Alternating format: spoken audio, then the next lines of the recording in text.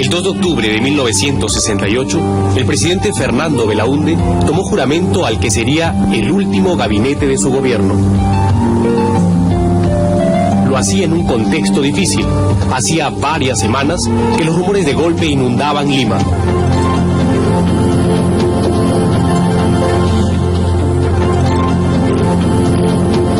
Diversas autoridades asistieron al besamanos del flamante gabinete presidido por Miguel Mujica Gallo.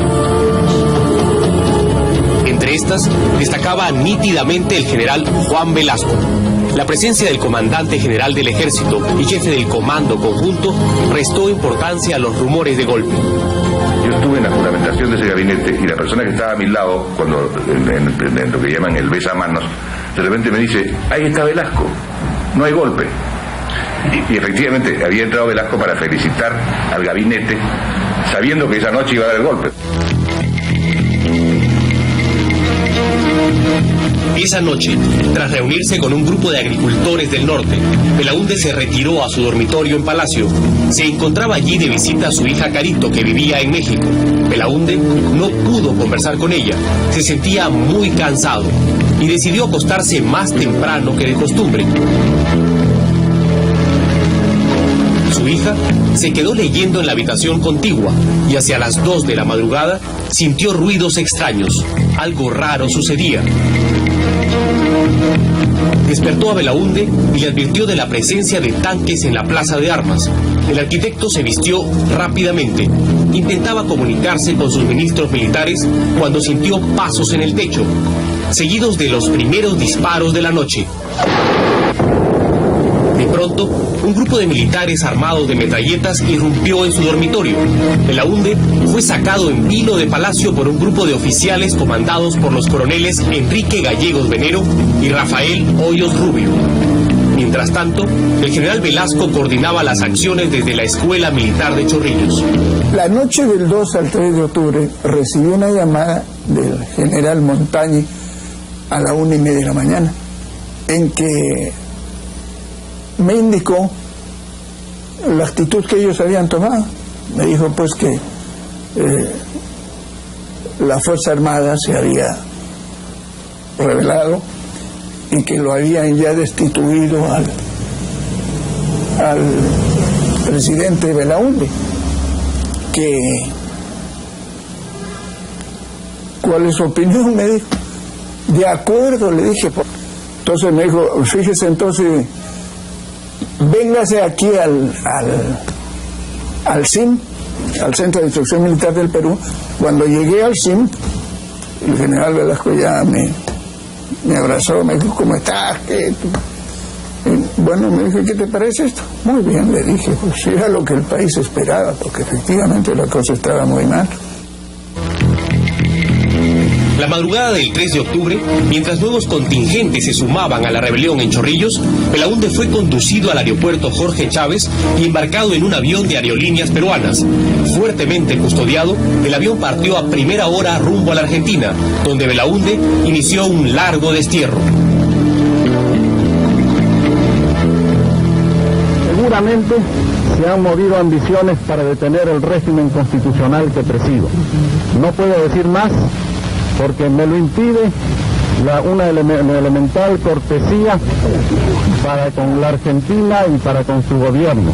Palacio amaneció bajo la protección de blindados y paracaidistas. En las principales calles y plazas de la ciudad, la Guardia de Asalto formó pelotones que enfrentaron los escasos grupos, apristas en su mayoría, que salieron a protestar infructuosamente. Y algunas bases nuestras salieron a las calles, pero frente a los tanques la voz, el grito, la actitud es poco determinante, ¿no? De modo que también salieron algunos jóvenes de otros sectores, pero a las 48 horas el hecho estaba consumado.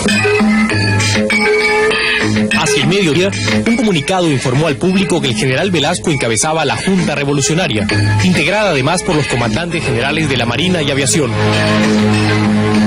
Se trataba de un golpe institucional. Velasco llegó a Palacio a las 5 de la tarde a bordo de un helicóptero y 2 horas más tarde juraba como nuevo jefe de Estado. El país ignoraba que bajo las banderas del nacionalismo se iniciaba una dictadura que cambiaría el rostro del Perú, iría en contra de las libertades del individuo y nos llevaría por el errado sendero del estatismo, que tanto le ha costado al Perú.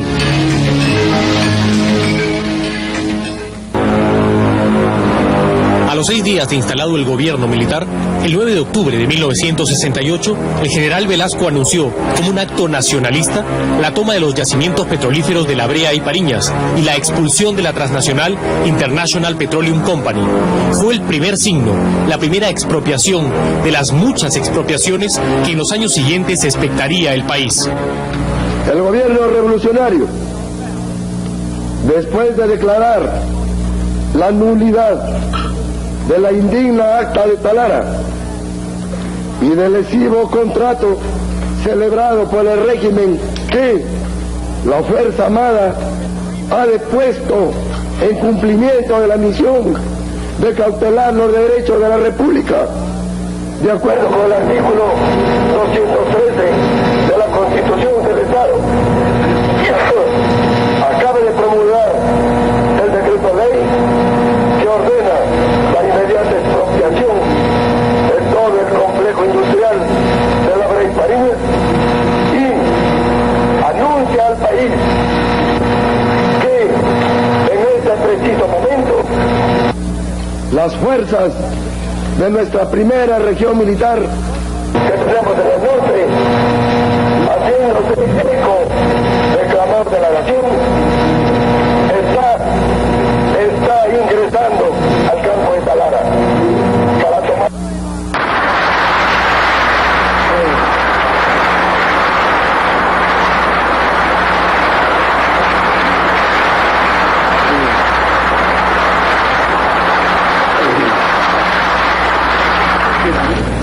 Está ingresando al campo de Talara para tomar posesión de todo el complejo industrial que incluye la refinería. Y con la más alta emoción patriótica hace flamear el emblema nacional como expresión de nuestra indiscutida soberanía. El problema del petróleo y el famoso escándalo de la página 11 fueron el combustible para el golpe de Velasco, pero no fueron las razones de fondo. La ruptura del orden democrático se debió a la crisis del gobierno que encabezaba el arquitecto Fernando Belaúnde. Sin mayoría en el Parlamento, dominado por la oposición del APRA y la Unión Odrioísta, que censuró docenas de ministros, Belaúnde fue incapaz de solucionar los conflictos. Promesas electorales nunca cumplidas, aparición de focos guerrilleros y una traumática devaluación que hizo saltar abruptamente al dólar de 28 a 40 soles fueron creando el ambiente para más de una conspiración contra la democracia. Confluyen dos conspiraciones, una conspiración de derecha y una conspiración de izquierda. La derecha que protestaba básicamente por los impuestos, la gran reforma impositiva que había hecho Manuel Ulloa del Ministerio de Economía, que entonces se llamaba Ministerio de Hacienda, y la izquierda porque decía que Belaúnde no había cumplido con las promesas que había hecho de grandes reformas, y en el fondo los dos lo que tenían era temor a la victoria del APRA, que se anunciaba prácticamente para las elecciones que iban a tener lugar 9 meses después. Los conspiradores de derecha estaban encabezados por el general Julio Doig Sánchez. Este proceso se inicia con una conspiración que es más una conspiración de derecha contra el gobierno del presidente Belaúnde,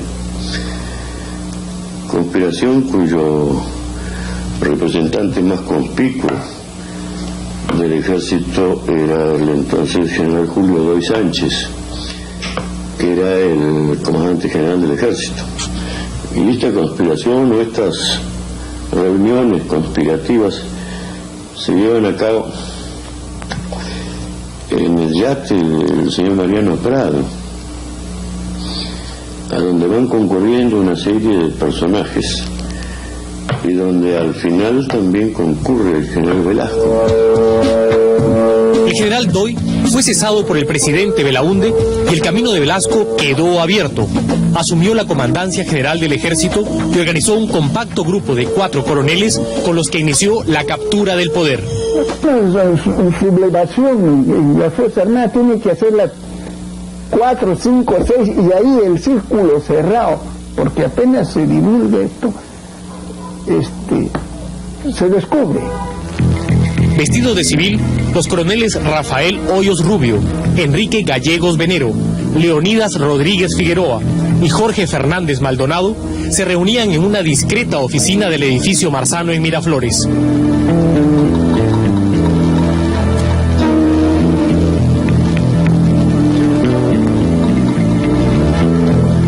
Allí trazaron la llamada democracia social de participación plena. Las principales reformas y las múltiples expropiaciones que caracterizarían la dictadura velasquista. A finales de los años 60, estaba instalado el régimen militar que cambiaría la historia del Perú.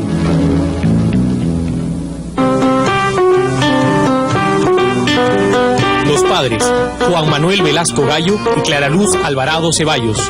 El niño, Juan Francisco Velasco Alvarado. El origen, el humilde distrito de Castilla en Piura. La fecha, el 16 de junio de 1909.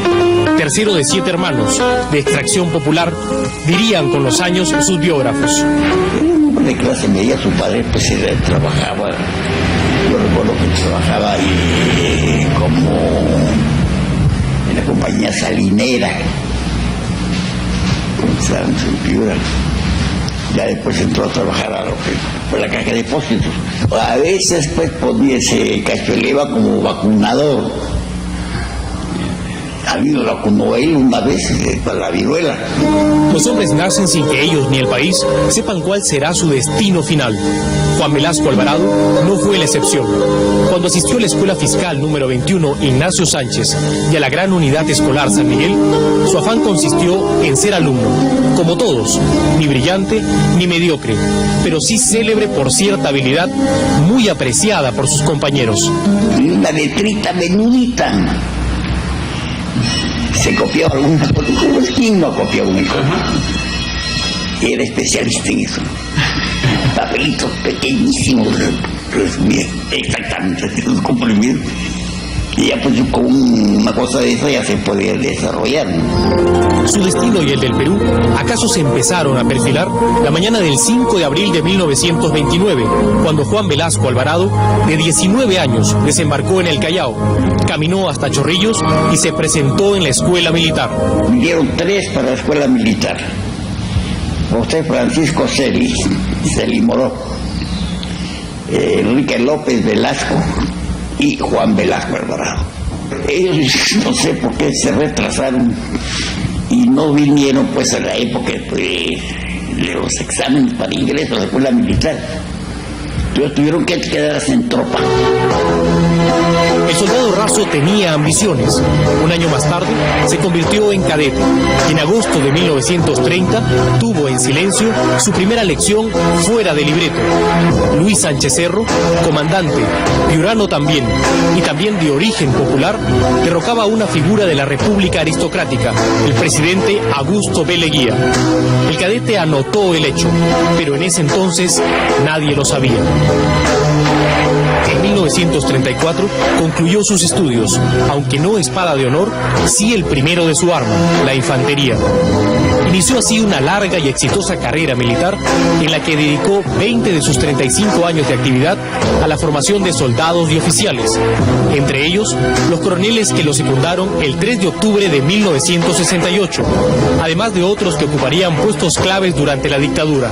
Cuando fui soldado, él era oficial del batallón donde yo estaba, en la escuela de clases de infantería. Después, cuando ingresé a la escuela de oficiales, también vino él de capitán instructor de infantería. En 1943, con el grado de capitán, Velasco se casó con Consuelo González Posada, con quien tuvo 4 hijos. Su carrera siguió en ascenso. En 1959, general de brigada y agregado militar de Perú en Francia, nombrado por Manuel Prado. El retorno en 1964, brotes guerrilleros, y el presidente Belaúnde lo sitúa en la jefatura del Estado Mayor de la Primera Región Militar en Piura. En 1965, general de división. En 1966, jefe de Estado Mayor del Ejército, comandante general un año más tarde. Y en 1968, el tope del escalafón militar, jefe del Comando Conjunto de las Fuerzas Armadas. Le quedaba un escalón más que él se autoasignó, el golpe. Ese fue su destino final. Habitante de la polémica, Juan Velasco Alvarado ha dejado la impronta de la pasión que caracterizó su vida.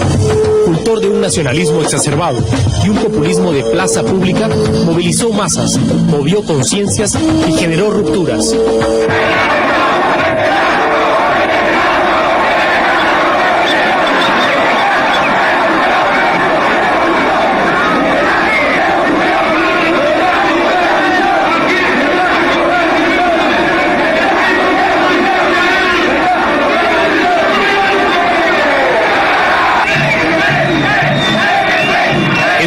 Hizo vibrar a amplios sectores de la sociedad peruana.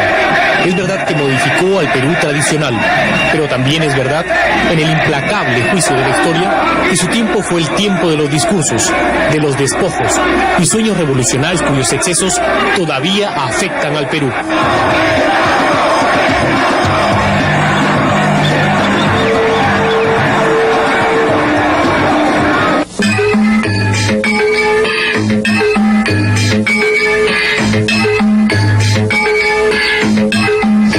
A partir de este venturoso 24 de junio, el campesino del Perú será en verdad un ciudadano libre, a quien la patria al fin le reconoce el derecho a los frutos de la tierra que trabaja y un lugar de justicia dentro de una sociedad de la cual ya nunca más será, como hasta hoy, ciudadano disminuido, hombre para ser explotado por otro hombre.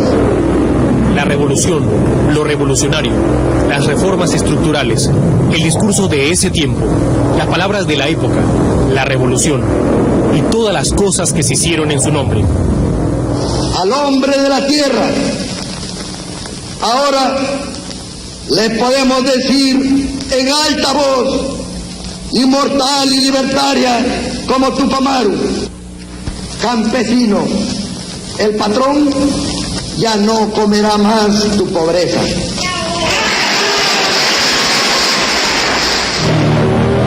Con un estilo de agitación antes que de conducción del país, el régimen militar se afilió a un discurso socialista. Nosotros en el Perú, esta revolución está en plena ejecución con la reforma agraria. Está en plena ejecución. Ahora, las tierras, ¿quién las ha recibido? Las ha recibido el campesino, el gran campesinado que tenemos. No, se han favorecido con las tierras. Los 12 o 15 señores que antiguamente eran los caciques, los dueños de esos grandes complejos. Esos 15 ya no son 15, son, como le dije ahora, 135.000 personas que son dueños de esos complejos. Una marcada posición anti-norteamericana, un acercamiento notorio al comunismo de Fidel Castro, al socialismo del chileno Salvador Allende, a las relaciones diplomáticas con los países socialistas, el mito del nuevo liderazgo y el tercermundismo no alineado, todo un fervor impregnado de frases y consignas, un estilo hecho de pasión antes que realidad. Él llevó un lenguaje violentista al campo, él llevó un lenguaje que era desconocido hasta ese momento en el medio rural campesino. En esas épocas no se hablaba de el rico no comerá más de tu pobreza, la tierra es de quien la trabaja, no se hablaba de enfrentamientos clasistas en el campo. La revolución, el llamado gobierno revolucionario, el radicalismo de un régimen que se autoproclamaba ni comunista ni capitalista, que hablaba de una peculiar democracia social de participación plena, pronto evidenció su verdadero rostro. Un gobierno basado en un Estado centralista, dispuesto a estatizarlo todo, dispuesto a inflar el tamaño del Estado bajo las banderas de reformas que se decían estructurales.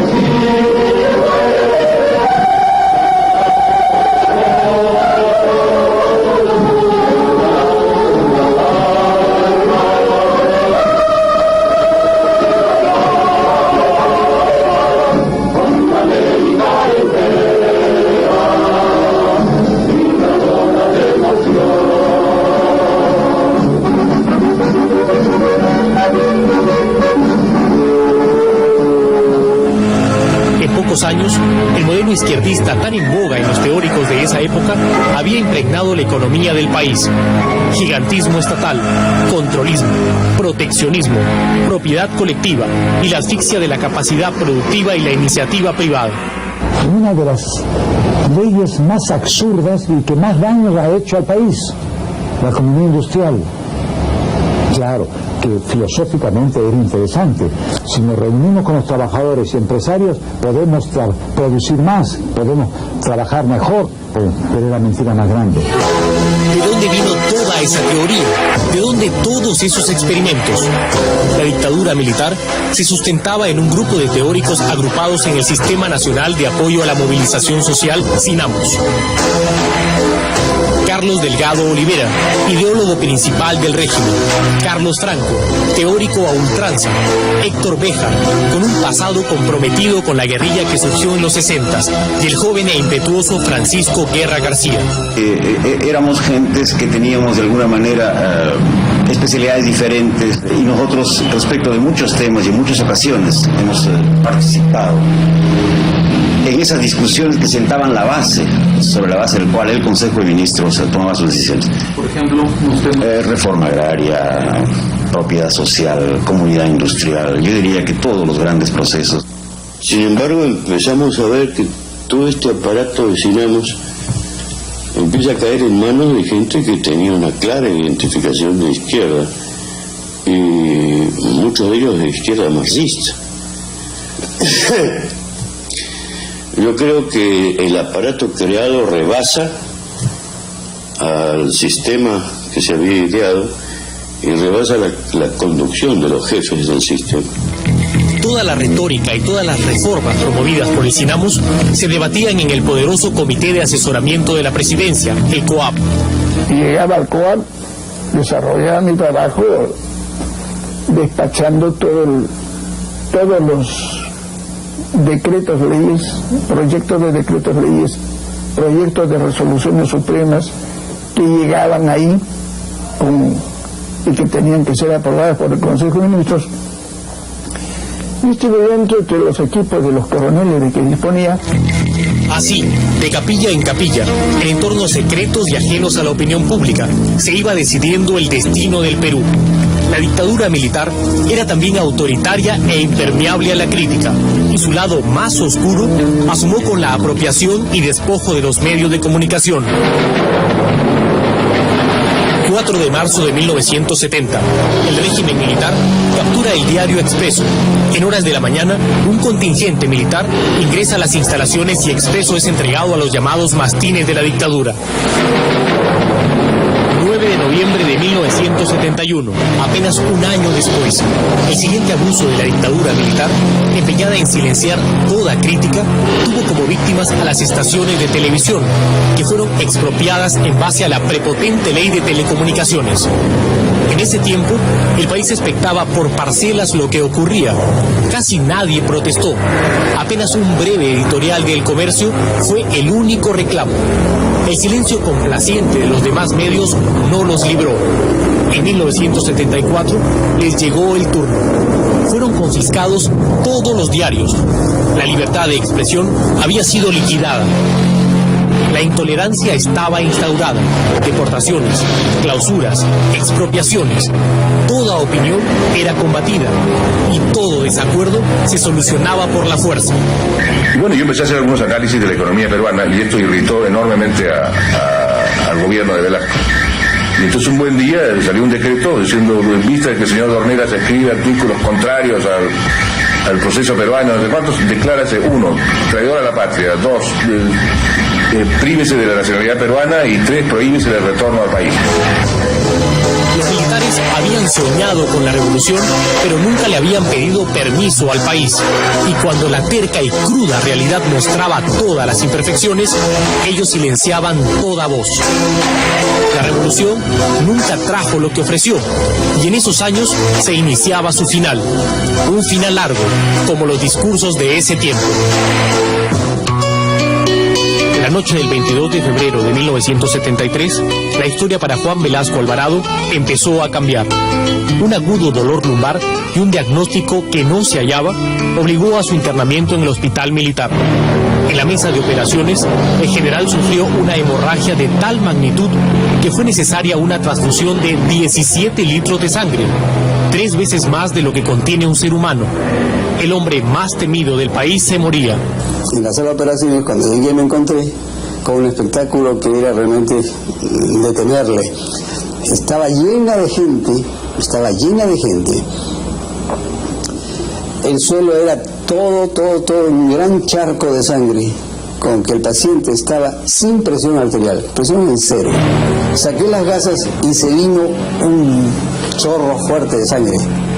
Entonces pensé de inmediato, porque yo soy especialista, en la posibilidad de un aneurisma roto. Efectivamente, metí mi mano izquierda y con la mano izquierda cerré la aorta por encima del aneurisma. La sangre disminuyó enormemente. Reemplazamos el pedazo de aorta donde estaba el aneurisma con un injerto de Dacron de 16 milímetros de diámetro y con una longitud que sería más o menos unos quizá 12 o 14 centímetros. Esa misma noche, el control del cirujano mostró un nuevo problema. Velasco no tenía pulso en el pie derecho. La conclusión asomó: había que amputarle la pierna. Se opusieron los médicos cubanos que había enviado Fidel Castro. Habían venido como 15 médicos de Cuba y como 10 enfermeras. Habían venido por lo menos 25 personas de Cuba mandadas por Fidel Castro, el jefe del grupo médico, que es un cirujano vascular y que además es un hombre muy adicto a su dictador, ¿no? A su caudillo, no sé cómo lo llaman a Fidel. Entonces tuvimos un poco de discusión porque él me dijo: yo no le cortaría la pierna a Fidel Castro. Yo le dije: pues yo creo que al presidente o se le corta la pierna o se muere. Finalmente, la decisión quedó en manos del propio Velasco. El anestesista lo despertó y cuando yo ya noté que estaba completamente consciente, le dije: mi general, tenemos un problema. Él muy consciente me dijo: sí, la pierna, me dijo. Así es, le dije. Esa pierna que lo está maltratando a usted, hay que cortarla. Entonces me dijo: si no se corta, va a perder usted la vida. Necesitamos su autorización para poderla cortar. No se puede amputar a nadie sin autorización del dueño de su pierna. Entonces me miró y me dijo: córtenla. Velasco salvó la vida, pero desde esa noche empezó a perder el poder. Limitadas sus capacidades físicas, se limitó su capacidad de acción. Luego de esa recuperación él reasume su cargo, pero entonces tiene que cumplir todas las mañanas, hacer ejercicios, le ponen una pierna ortopédica, tiene que aprender a caminar de nuevo, esto es sumamente doloroso para él, pero continúa su jornada hasta las 5 de la tarde, a las 5 de la tarde ya él se retira. El régimen también estaba enfermo. Incubaba desde sus inicios una crisis económica que se intentaba soslayar, aun cuando ya era evidente. 5 de febrero de 1975, el preludio del final del velasquismo. La noche anterior, la policía se había declarado en huelga y un nutrido grupo de efectivos se atrincheró en el cuartel de radiopatrulla. El ejército no dialogó, simplemente disparó.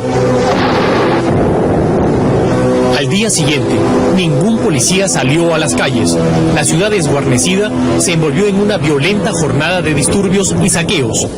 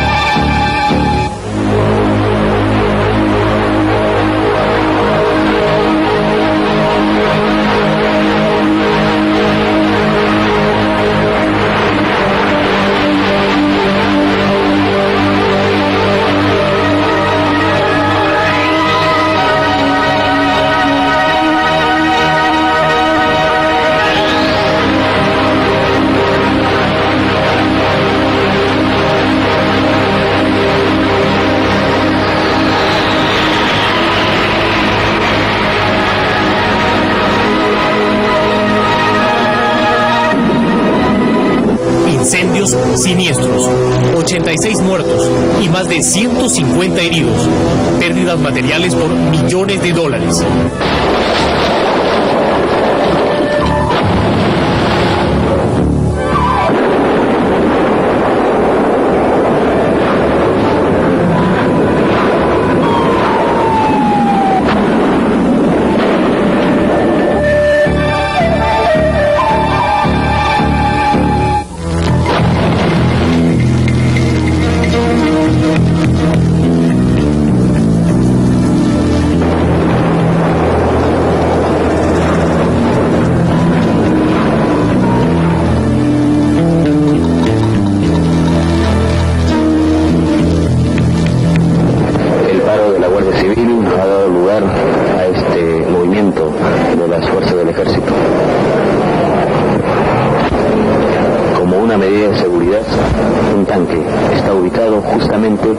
En la Plaza Pizarro, a un costado del Palacio de Gobierno. Son un total de 3 tanques, 2 vehículos blindados y 2 camionetas jeeps que están aquí frente al Palacio de Gobierno. Es una medida de seguridad debido a los tumultos que han ocurrido toda esta mañana en distintos puntos de la capital. Toque de queda a partir de las 8 de la noche y por primera vez una evidencia, el consenso en la Fuerza Armada para relevar al general Velasco. Solo faltaban las respuestas para 2 preguntas: ¿quién y cómo debía ocupar ese lugar?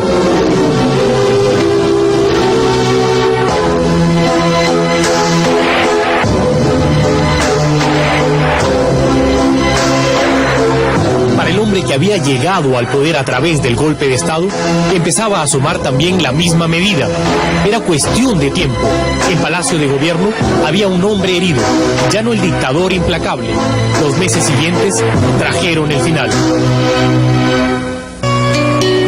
El general había nacido en el norte, pero desde el sur llegó el final, su final. La historia volvía a repetirse. Velasco había llegado a la cumbre del poder desde la Comandancia General del Ejército y tuvo que dejar esas alturas por designio de otro militar que ocupaba igual cargo.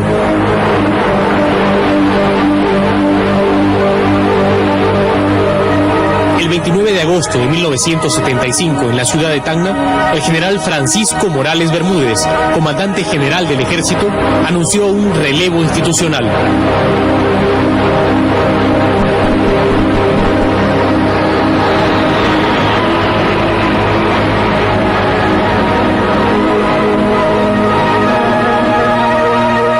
Revolucionario vitoriado, el hombre que había hablado de movilización social y participación plena, en la tarde de ese 29 de agosto salió de Palacio de Gobierno, sin masas, sin pueblo, sin voces. Estaba mortificado. Me acuerdo que tenía ahí una serie de documentos y de cosas que lo que se iba a hacer. Sacó todas las cosas y las rompió, las tiró a un canasto y me dijo algo que nunca lo voy a olvidar: si no hubiera tenido mi pierna nadie me saca mejor. Así. El gobernante Velasco había llegado a su final. El hombre concluiría su vida el 24 de diciembre de 1977. Había muerto un hombre que dejó, para bien o para mal, una profunda huella en la historia del Perú. Creía en la necesidad de los grandes cambios. Yo pienso que el general Velasco los cambios radicales que generó no los hizo con la intención de fomentar el surgimiento de un movimiento marxista en el país. Pero más allá de las buenas intenciones, la mayoría de las reformas de Velasco fracasó y dejó en cambio un Estado enorme y en crisis continua que aún padecemos, con la pesada carga de las empresas públicas que en esos años aumentaron de una manera desmesurada, de 18 a más de 170 entidades. Gran parte de lo que ocurría entonces en ese modelo económico pasaba por lo que eran capaces de hacer las empresas públicas. ¿Cuál fue la conclusión de la experiencia? Es que la gestión de las empresas fue un desastre y por tanto el modelo económico, dado que se sustentaba tanto en la capacidad de estas empresas, fue también un desastre. Bueno, creo que fue una muy importante vacuna ideológica para el país. Terminamos por, de una vez por todas, saber en qué consistía el estatismo, en qué consistía el tercerismo socialistoide, y creo que si ahora estamos ya casi todo el mundo convencido de que esa vía no funciona, fue precisamente porque tuvimos esa experiencia. 25 años después, el país no termina aún de salir del laberinto estatista. Las empresas públicas que se crearon con tanto desborde generaron desde entonces pérdidas por casi la mitad de la deuda externa. ¿Acaso el Perú sería distinto si ese dinero se hubiese destinado a otro fin?